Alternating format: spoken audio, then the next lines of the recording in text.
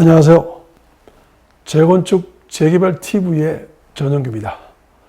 오늘은 노계획도시특별법에서의 상가 지분 쪼개기에 대해서 말씀드릴까 합니다. 지난 4월 27일 날 노계획도시정비법이 드디어 시행되었습니다. 시행되었다는 뜻은 시행령과 시행규칙도 같이 확정이 돼서 드디어 손발이 만들어지게 된 것이죠.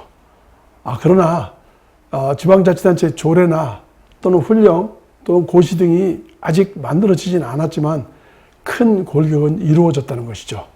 그 중에서도 가장 노계획도시특별법의 골격은 통합재건축입니다.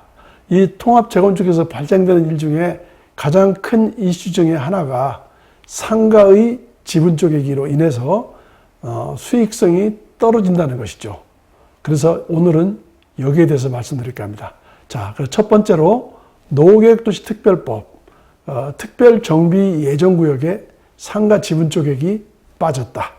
이 내용을 갖고서 설명을 드릴까 합니다. 최근에 여러 사람들로부터 질문을 많이 받아왔습니다. 지난 1월 30일 날 도시정비법이 개정이 되면서 상가의 지분 쪼개기에 대한 개정들이 많이 바뀌었다라고 질문을 해왔습니다. 그 내용을 잠깐 먼저 훑어보시고 그 다음에 노계획도시하고는 어떻게 다른 것인가 이렇게 진행을 해볼까 합니다.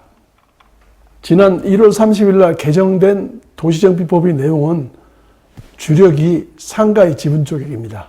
왜 상가의 지분 쪼개기가 문제가 되냐면은 사실상 강남 3구의 아파트 투자는 거액의 돈이 들어가기 때문입니다. 그래서 상가를 2평 내지 3평 정도로 쪼개서 이것을 가지고 아파트를 분양받는다.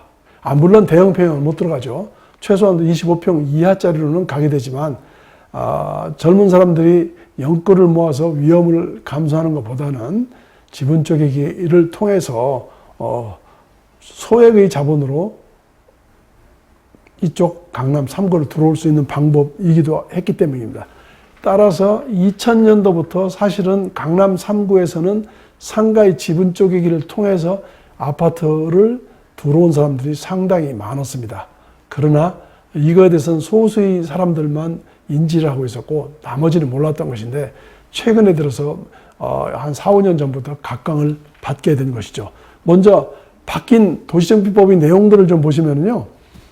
여러분도 잘 아다시피 도시정비법 19조 1항에서는 정비구역에서의 행위는 당연히 못하도록 되어 있지만 여기 박스를 한번 보시면은 기본계획을 공람 중인 정비예정구역에서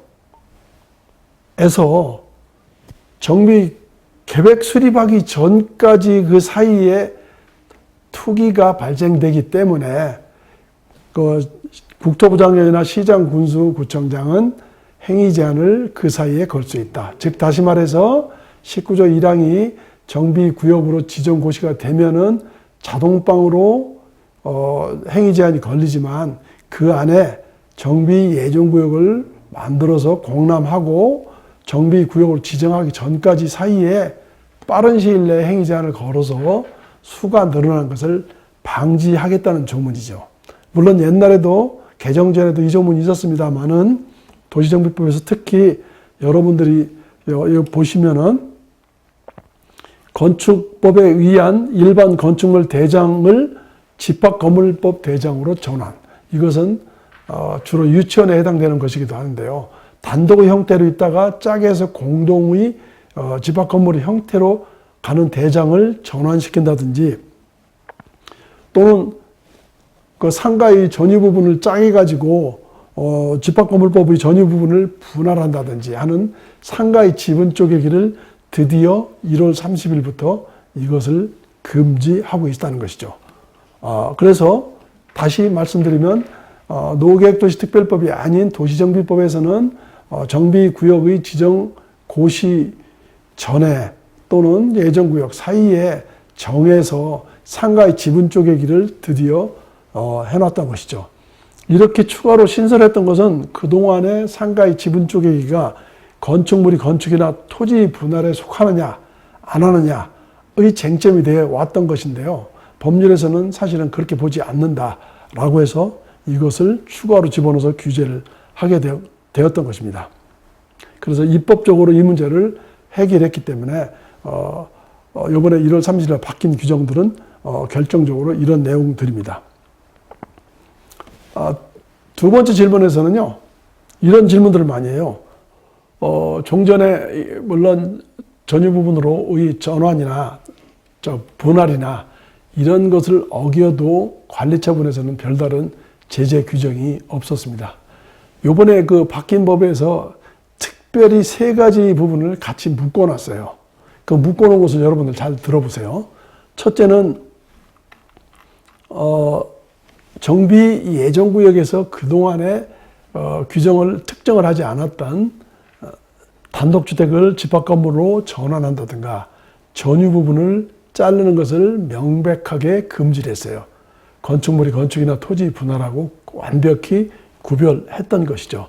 그리고 두 번째로는요, 행위제한 기준일 이후에 그 늘어난 지분을 취득하는 경우에는 이 사람들에 대해서 그동안에 방관해 왔는데 관리처분에서 현금 청산으로 하겠다고 하는 규정을 뒀어요.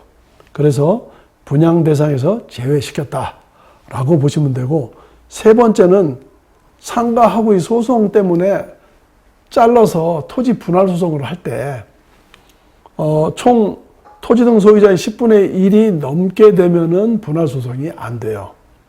그래서 상가의 숫자가 많으면 많을수록 아파트는 어려움을 겪는 것이죠.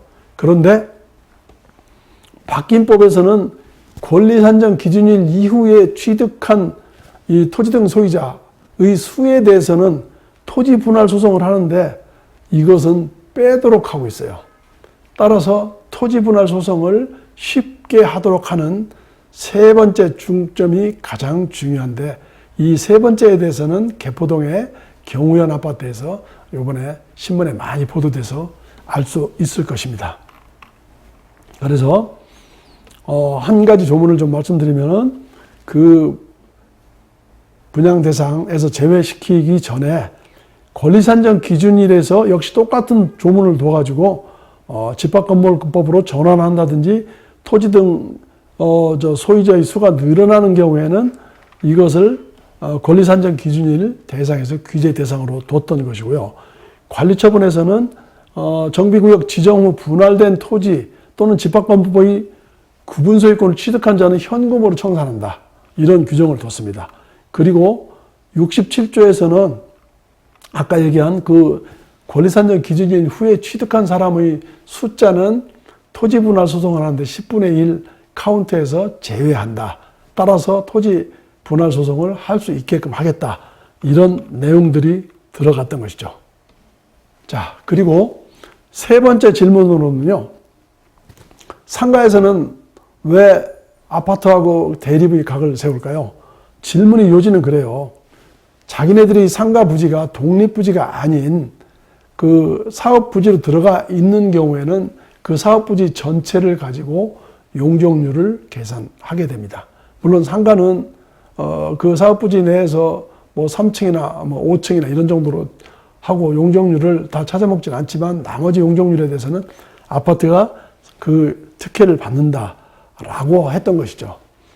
그래서 이 상가 소유자들은 종전 평가액의 3배 내지 4배를 개포해서 받아왔었고, 최근에는 8배까지 요구를 해가지고 사업부지에서 재척, 토지 분할 소송을 한 사례가 있습니다.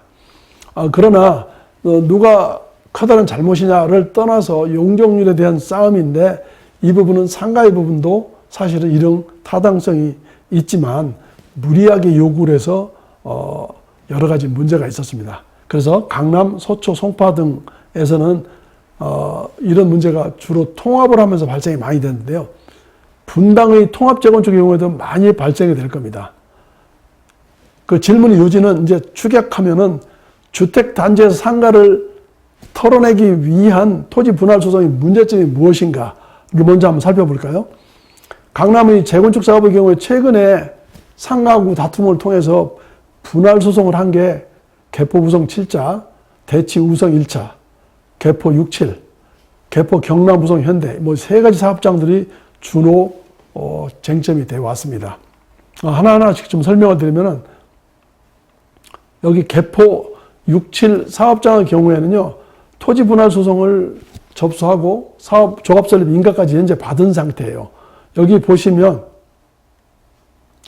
이 주택 67단지 통합 재건축에서 여기 별표인 모양이 이 부분하고 이 부분이 상가입니다.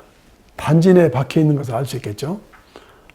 이 부분은 결국은 무리한 요구를 버리고 최근에 통합을 해서 사업을 해 나가겠다는 뜻으로 밝혀와서 개포 67에서는 잘 처리가 된 것으로 상가하고 같이 가는 것으로 이렇게 정리를 했고, 기존의 요구는 철회하고 새롭게 정리를 한 것으로 보입니다. 두 번째로는요, 제일 문제점이 경남 우성 현대의 경우인데요. 현재 정비 계획이 위반 중입니다. 일부는 구역정이 된 곳도 있고, 여기를 보시면 여기가 경남 상가, 여기가 상가, 여기 상가, 길가에 상가가 쭉 나열해 놨습니다. 이 상가의 경우는 사실은 이 상가도 역시 다른 상가와 마찬가지로 그러한 요구를 해와서 왔는 상태에서 조합의 아파트 추진 준비하고 갈등을 겪고 있습니다. 물론 여기서 주장하는 것도 다르지 않는데, 그래서 이쪽에서는 상가를 가운데 박혀 있는 게 아니기 때문에 재척을 시키려고 좀 소송 중인데, 이 소송에서 갑자기 상가의 지분 조기가 늘어나서 100여 명 이상이 늘어나서 아까 얘기한 토지 분할 소송을 할 수 없는 지경에 이르렀던 것이죠. 그런데 이 부분이 정비구역 지정 이후에 늘어난 것이기 때문에 이번에 바뀐 법이 적용을 받아서 재책이 되게 되면은 상가 재척 소송이 가능하다라고 여러분들이 이해를 하시면 되겠습니다. 이번에 신문에 나와 있는 보도된 것도 그러한 내용입니다. 대치 우송의 경우가 있어요. 여기도 토지 분할 소송을 접수를 하고 조합 설립 인가를 얼마 전에 받았습니다. 여기 보시면 단지 내 가운데 박혀 있어요. 그래서 여기서도 요구하고 있는 조건을 다 들어줄 수는 없을 것이고, 그래서 일단 조합 설립 인가를 받고 서로 윈윈하기 위해서 협상을 통해서 나중에 잘 통합이 되지 않을까 이렇게 생각을 합니다. 또 한 가지는 개포 우성 1차가 있어요. 여기 우성 1차 중에서 가운데 여기죠. 상가가 박혀 있어요. 이 부분도 서로 분할을 이미 재척을 했어요. 여기도. 그리고 조합설립 인가를 받았는데, 최근에 우성 1차가 옆에 있는 쌍용하고 서로 통합하면서 이 상가도 기존에 그 재척된 부분들을 편입시켜서 진행을 하는 것으로 알고 있고, 특이한 점은 여기서 상가를 짓지 않겠다는 것이죠. 그래서 따라서 뭐 이 부분의 경우는 상가를 짓지 않는다고 하면은 이 상가의 소유주들한테는 아파트 공급이 가능하다 이렇게 보여지기 때문입니다. 그래서 여기 보시면은 이 박스를 보시면은 아까 경남 우성 현대의 경우에는 구역 지정 이후에 늘어난 상가의 지분 쪼개기가 위법하기 때문에 실질적으로 이 토지 분할 소송에서 여기 보시면 상가 때문에 조합 설립 동의율이 부족하다 하더라도 조합 설립 인가를 또는 사업시행 인가까지 받을 수 있다는 거예요. 왜냐? 그걸 재척시켜서 토지 분할 소송 접수만 있으면 가능하다라고 하는 것인데, 여기에 보면 빨간 표시에 되어 있는 권리 산정 기준일 이후에 취득한 경우는 제외한다라고 했죠. 그 숫자의 10분의 1에서 제외시킨다라고 해서 지금 활발하게 진행이 되고 있다. 이렇게 보시면 되겠습니다. 그러면 끝으로 지금 제가 얘기하려고 하는 노후계획도시 정비법에서는 이러한 규정이 없냐라는 것인데요. 없습니다. 단적으로 얘기해서. 근데 왜 왔나? 저는 이 법이 미비라고 생각하는데, 또 실제로 법을 만든 사람 입장에서는 다른 항변을 할 거리가 있을 겁니다. 왜냐하면은 신도시의 경우에는 대부분 택지개발지구로서 지구단위 계획을 통해서 진행을 하기 때문에 규제를 할 수 있기 때문에 뭐 굳이 필요 없는 거 아니냐라고 항변할 수는 있는데, 지구 단위 계획이 끝나고 나서 정비 예정구역으로 들어갈 수도 있고, 앞으로도 추가로 들어갈 수도 있는데, 정비 예정구역이, 그죠? 기존에 나와 있는 거 외에도. 이렇다고 하면은 당연히 노후계획도시정비법에서도 특별 정비 예정구역, 다시 말해서 도정법에서 정비 예정구역이듯이 특별 정비 예정구역에서의 상가의 지분 쪼개기를 막아야 된다라고 하는 것이 제 생각입니다. 그래서 요번에 5월 13일 날 제 책이 출간하는데, 그 출간해서 개정안을 제가 내놨습니다. 그 내용을 보시면 이렇게 개정안을 내놨는데,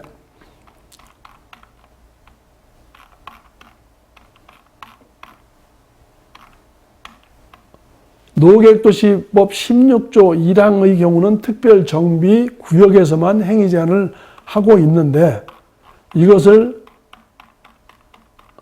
이렇게 바꾸자는 것이죠. 기본계획을 공람 중인 특별정비예정구역을 구역이거나 또는 특별정비계획을 수립하는 지역에 대해서는 행위를 제한할 수 있다라고 하고, 이 안에 건축물의 대장, 집합건물의 전환, 전유 부분의 분할을 통해서 금지 규정을 둬야 한다라고 하는 것이죠. 자, 끝으로 노후계획도시정비법은 통합재건축을 기준으로 하고 있습니다. 모토로 하고 있어요. 그래서 이러한 사업을 출발점에서부터 잘 정리를 해서 불이의 습격을 받아서 토지 등 소유자가 늘어나서 수익성이 저해되는 것을 막아야 될 것입니다. 구독과 좋아요는 제작자에게 큰 힘이 됩니다. 자, 감사합니다.